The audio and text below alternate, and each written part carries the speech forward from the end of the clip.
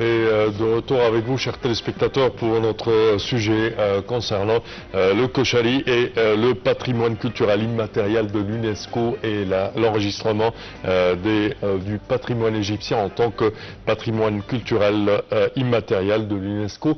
Nous avons le plaisir d'accueillir au bout du fil Madame Houda Abdellatif, qui est guide touristique et experte en patrimoine culturel. Bonjour. Bonjour, ça va? Ça va, merci. Alors, premièrement, quand on parle de l'enregistrement du Koshali en tant que condiment ou un plat égyptien sur la liste du patrimoine culturel immatériel de l'UNESCO, quelle est l'importance de cela sur le tourisme en Égypte? C'est vrai que si je peux bien dire que les touristes connaissent bien le koshari avant de venir. Ça y est, ils sont au courant, ils viennent demander est-ce qu'on peut le manger, surtout s'il y a des végétariens ou même s'ils ne sont pas des végétariens. Certainement. Ils apprécient beaucoup. Et ils connaissent même des adresses très connues dont vous connaissez sûr et certain, à Boutarek. Ah, certainement. Certainement. Certainement. Quand on parle de l'enregistrement des plats et du patrimoine culturel égyptien sur la liste du patrimoine culturel immatériel de l'UNESCO, par exemple, on parlait que Tarmey a été enregistré pour un autre pays, alors que c'est un plat égyptien originaire en Égypte. Alors comment voyez-vous cela et est-ce que vraiment on a besoin de enregistrer tout le patrimoine culinaire égyptien sur ce patrimoine culturel immatériel de l'UNESCO? Bien sûr et certain, je suis tout à fait d'accord. Tarmey, c'est tellement égyptien 100%. Certainement. Les fèves, c'était connu comme graines égyptiennes anciennes depuis l'Ancien Empire, plus de 23 siècles avant Jésus-Christ. Nous, on le fait avec du fève écrasé et l'autre pays peuvent le faire avec fromage. Nous, ça ne nous concerne pas du tout, mais c'est typiquement égyptien. On a besoin de l'enregistrer, franchement, pour l'Égypte, comme le koshari, plat national. Oui, quand on parle par exemple d'autres plats tels que molokhia, keshk, ruz ma'ammar par exemple, là on a vraiment besoin d'enregistrer parce que notre patrimoine culinaire est tellement riche. Oui, je suis d'accord aussi pour la molokhia. Même les Fatimides connaissaient par le nom molokhia, parce que c'est plutôt le K, pas le Kra. Les Européens ne le prononcent pas comme nous avec le Kra. C'est un plat typique égyptien depuis le Xe siècle qui était très réputé pendant le règne de Al-Hakim Ba'amrillah. Oui, certainement. C'est ça, donc non, c'est égyptien, la molokhia, le fessir, comme oui, certainement. on peut dire aussi les ancien égyptien là.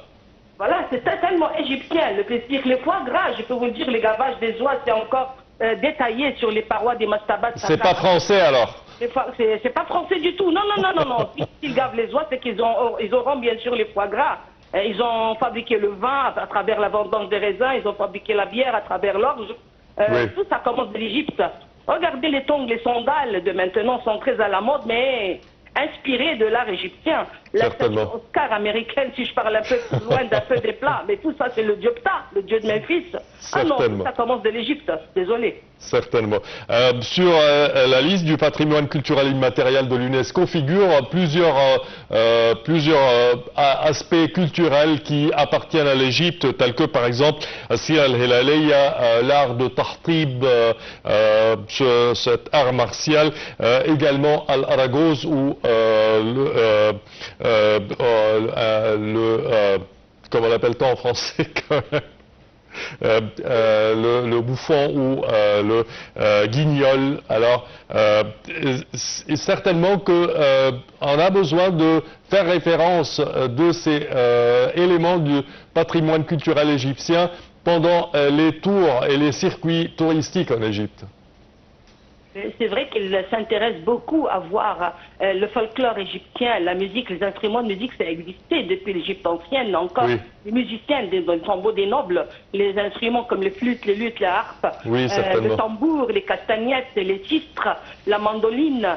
tout ça, ça permettait la danse avec la canne, l'acropate. Venez voir comment c'est pour faire plaisir à des nobles hauts fonctionnaires comme danse du jour, le plaisir pour l'artiste aveugle encore, l'attente du musicien, Ramsès III dans la vallée des rois. Oui. Ils connaissaient tout ça, ils savaient les danses, le folklore, magnifique.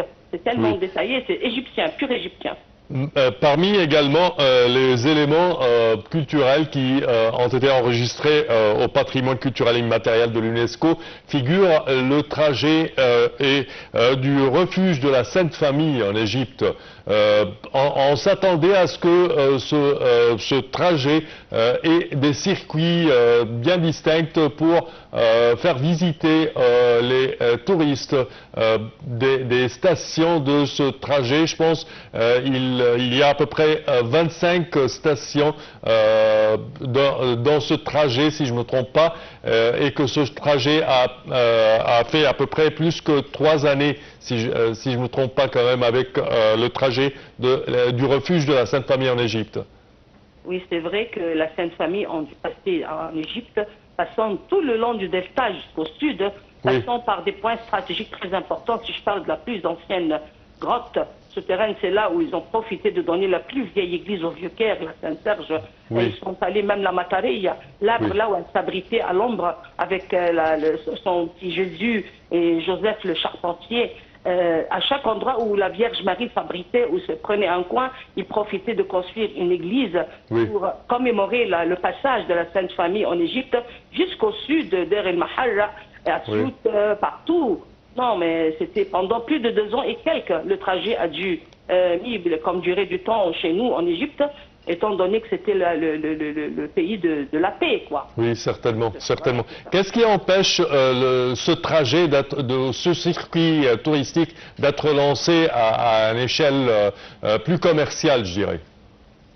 Non, mais c'est pas tous les points qui sont vraiment prévus sur les programmes. C'est-à-dire que oui, le Vieux-Caire s'est inscrit dans la plupart des visites. Matareia, par contre, non, c'est pas mentionné. Peut-être c'est les endroits, les quartiers là où il faut peut-être un peu éviter de passer, l'embouteillage, le quartier même.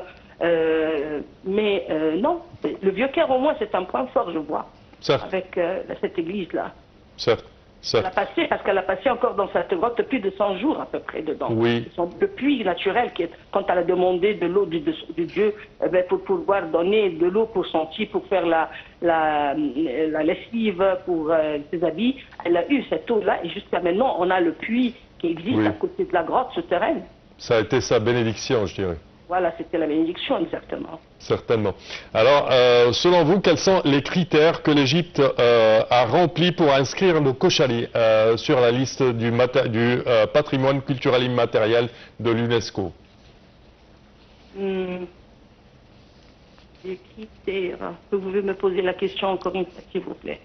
Je parle des critères que l'Égypte a remplis pour inscrire le Khoshali sur la liste du patrimoine culturel immatériel de l'UNESCO. Est-ce qu'il y avait par exemple un dossier présenté par le ministère du Tourisme ou le ministère de la Culture?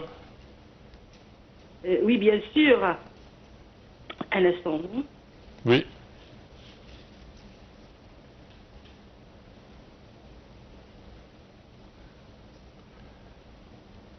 La culture égyptienne à l'international en mettant en valeur sa richesse culturelle, sa diversité et en encourageant les échanges culturels entre les pays. Certainement, certainement. Quelle est la différence entre le patrimoine culturel immatériel et matériel dans le contexte de l'inscription du Khoshali? Pourquoi c'est immatériel? Pourquoi c'est immatériel?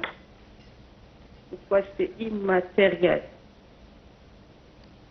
Alors, le Khoshali est considéré comme le premier plat égyptien inscrit sur la liste du patrimoine immatériel en raison de son importance culturelle et historique et de sa capacité à représenter l'identité culturelle égyptienne du pays. Parfait.